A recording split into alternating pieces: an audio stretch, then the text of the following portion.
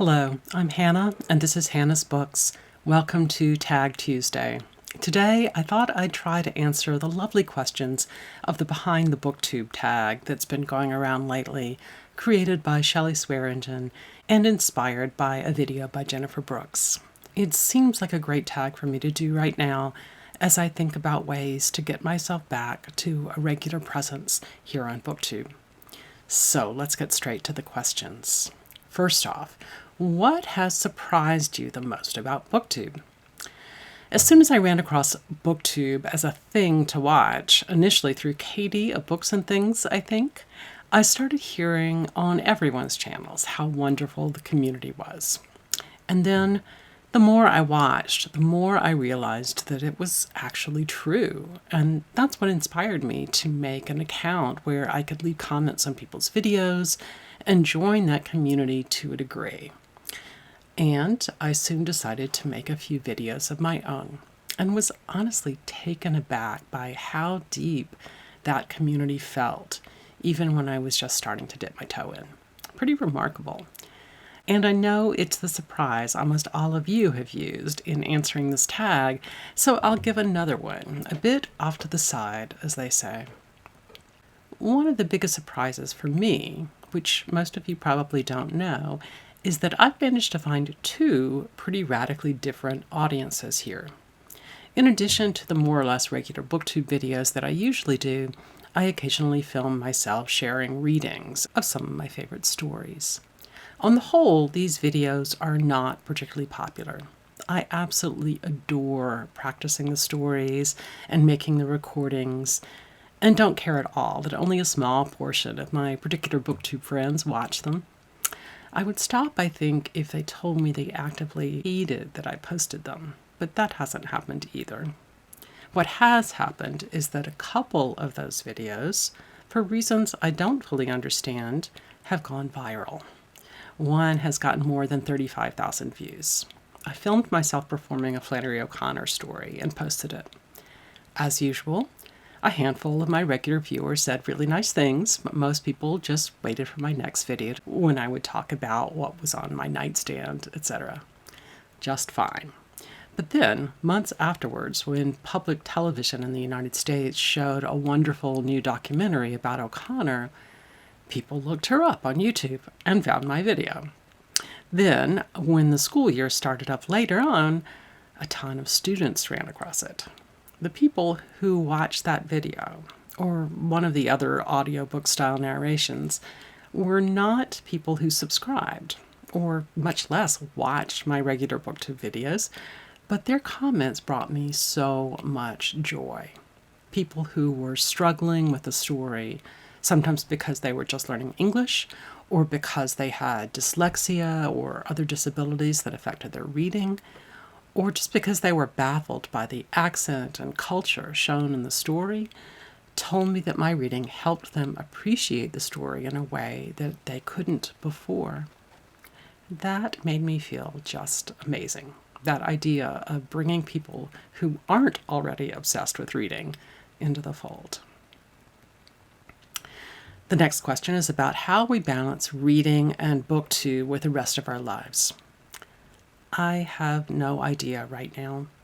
Recently, making videos was extremely low on my actual to-do list, my priority list, even though I actually thought about Booktube quite frequently and found that extraordinarily comforting.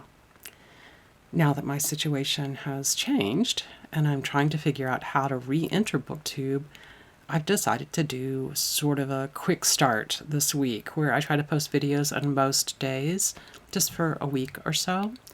But it has meant that I've had a little less time to read than I would like. I'm really going to need to spend some time this month figuring out a healthy balance that involves reading and watching and filming, as well as all the real life stuff I have to do, including my main goal for the next year or so, which is trying to finish writing a full draft of a memoir. Number 3, have you ever thought about starting a Patreon? Interestingly, this particular question made me not only think about Patreon, but decide to actually start one. For a while, I've had a link at the bottom of my description box to a Ko-fi account, or however you pronounce it, sort of a Patreon-like platform where people donate one-time tips rather than join a monthly subscription. But I never mentioned it on screen. I just posted the link at the bottom of my description box and kept quiet. It really did not occur to me that people would ever actually make donations. And I never received notifications that people actually were making a few donations. At some point, someone asked me if I'd received his, and when I looked it up, I realized there had been actually quite a few. Quite a treat. Thank you. So, as I was saying, things have changed in my life lately, and I realize that I now need to be a bit more careful about how much money I spend buying books, etc. So when I saw this question on the tag, I decided, like so many of you have, to start my own Patreon account. I'll leave the link in the description box. I'd love to have you join in. I will warn you that, at least at this point, I'm not committing to give you much of anything other than what you're already seeing here on YouTube. But if you'd like to pay for what you're currently getting for free, I promise I'll be extremely grateful. Actually, let me go back. I just said I was in a new situation in my life that might require me to be a bit more careful with my money. And while that is technically true, I want to make it very, very clear that I am just fine financially. And this little Patreon is in absolutely no way a GoFundMe type request or anything like that. There are many people who actually need your help in this world, and many causes that need your support. And I am absolutely not one of them. I suspect I am not going to be a good Patreon salesman. The fourth question, have you made any mistakes on BookTube? Well, I'm absolutely certain that I must have given the wrong name of an author or misspoken in some other major or minor way. I'm so used to making that kind of slip, both on BookTube and in real life, that I don't remember them with any specificity. The biggest BookTube type mistake I've made is not being quicker to respond to comments. As my husband got sicker, I got especially terrible at it.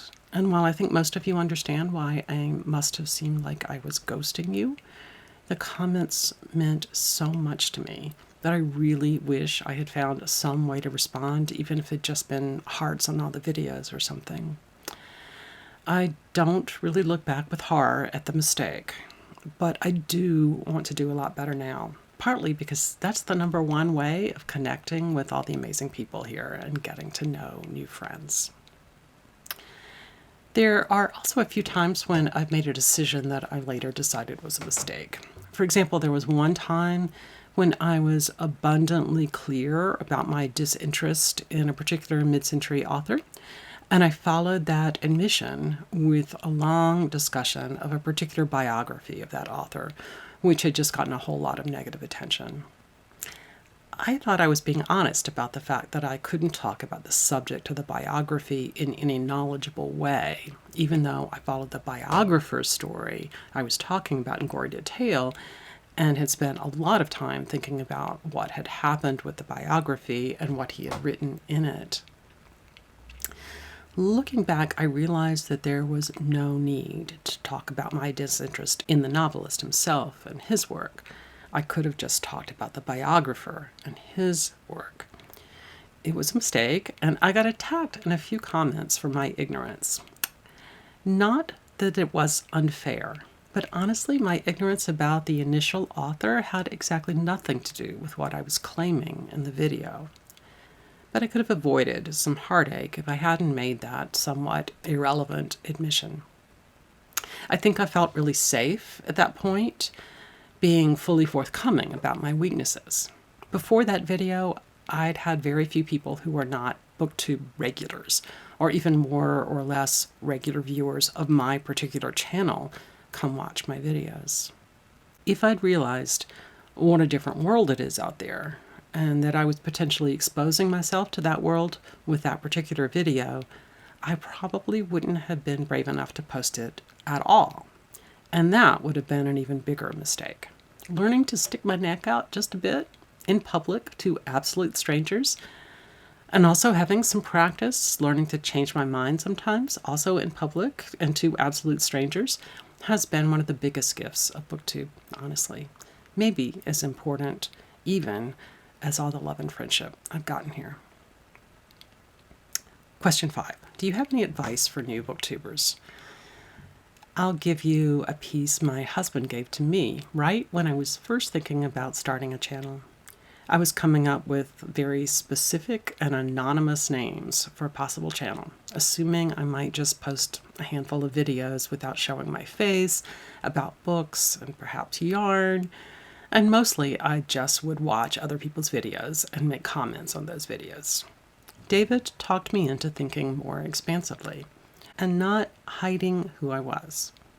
As I remember it, I was skeptical at first, shaking my head after we finally came up together with the utterly innocuous but nevertheless exposed channel name of Hannah's Books. So the advice: don't carve out for yourself a smaller remit than you might find yourself enjoying. Question 6. What are your thoughts on the YouTube algorithm? No thoughts. It's a mystery I do not even try to understand. The 7th question has 2 parts. The first is, how do you decide what videos to make? Well, I often get inspired to talk about particular topics because of what I've been reading or doing during the preceding week or so. I'm often inspired by theme months, like Faulkner in August, or Shakespeare in September, or Victober, or Nonfiction November. And often I'm inspired by something someone else has done on their own channel, like in the case of this video. Actually, when I first started, I thought I would never, ever do tags other than the BookTube newbie tag. The first real tag I ever did was Has Steve Read It during its first season. It was so much fun and such an amazing way to get to know about other people's reading tastes that I started to understand that I might enjoy making and watching tags as much as making and watching reading wrap-ups and the like, because the personal often came out more on tags than it did in book discussions. And that's one of the aspects of BookTube that brings me the most joy to watch. The next part of the question, are you ever overwhelmed by video ideas? No, I jot down whatever ideas I have on my own or that I run across, and then when I have time to film something and nothing in mind, I glance through my notes and choose something, or not. The number of really great tags or other kinds of inspirations stuck in that file is rather tremendous. But I don't feel any pressure to actually get to all of them or any of them. Question 8. Have you regretted posting a video? I think the answer is no. I've definitely regretted leaving particular responses to comments, or actually rather particular phrases in particular comments that have upset a few non-BookTube people who stumble across my channel. And I have regretted choosing to make particular videos in particular ways. For example, I muted out, both visually and auditorily, a couple of words in a story I was reading aloud, where it was important to the story that a specific character used racial slurs. I've gotten a lot of flack from new viewers for that choice, calling it censorship. I understand that argument, but I still think it was better to bleep out a word that would be totally inappropriate to say aloud on YouTube, especially in a video that is watched now predominantly by advanced students in AP English or in college classes, than it would be for me not to mention it, to swap out the intense slur for a less offensive word, perhaps. That feels more like censorship, actually. But in addition to the really intense racial slur, I also muted a less intense, almost archaic slur as well. And I'm not sure I would still refrain from saying that second word. A distasteful, but much less intense slur, and a word that was never tied quite so directly to violence as the first word was. Instead, I might just warn at the beginning of the video that that particular character used slurs, and I would only bleep out the most extreme one. There really is no easy answer here. The story I was performing is an important story in American literature, dealing with the absolutely crucial but difficult issue of racism in America. But just because it is the way the story was written and what we will see when we read it in print does not convince me that we need to say extremely hurtful words, words that have been backed up with devastating violence for generations, aloud. Again, I don't at all regret posting my reading of the story, and I don't at all regret muting out the most troubling word, but I'm not certain what I would do now about the other slur. Still, whenever I find myself obsessing about sometimes aggressive comments calling me a censor, I make myself go back and read all the comments explicitly thanking me for not saying those words. The next question is 9A. Are the number of views or subscribers meaningful to you? Yes and no. When I notice a bookish video has gotten a lot of attention, it definitely makes me feel good. But more important than the number of views or subscribers is the number of comments. And more important than the number of comments is the quality of those comments and the degree to which they create a sense that most of the people watching our videos are our friends, our people, even if we've never met them in person, or even if we've never seen them in our comments before that first time, they still are our people. The follow-up to this is 9B. Are the number of viewers and subscribers a measurement of success? Perhaps they are if your goal is to earn a living on BookTube. But I think if your goal is to support yourself completely and you decided to do it by starting a BookTube channel, you probably made a miscalculation. Number 10. Are you disappointed by the growth of your channel? Gracious, no. Right after I started, I had this dream that if I kept up with this crazy project, maybe I'd eventually have 100 people watch one of my videos. And now, after this past year when I barely posted, I'm still absolutely amazed to have all of you still here. It's just wonderful. The 11th question. Have you ever thought about quitting BookTube?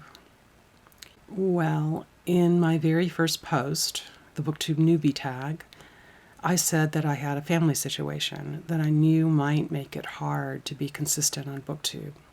I hinted that I knew that afterwards I might want the kind of companionship and friendship that I could see happening in this corner of the platform. Sure enough, that, quote, family situation did indeed make it harder to participate here, but it's also made BookTube feel even more important to me. This past year, when David was getting sicker and sicker, I was sure that after he died, I would be ready to come back immediately. But then, after his death, I found it so hard to imagine sitting down in front of the camera that I feared I couldn't do it, that I couldn't find a way to just sit there and do anything but cry, or look totally fake by not crying. Giving up, quitting, definitely kept crossing my mind.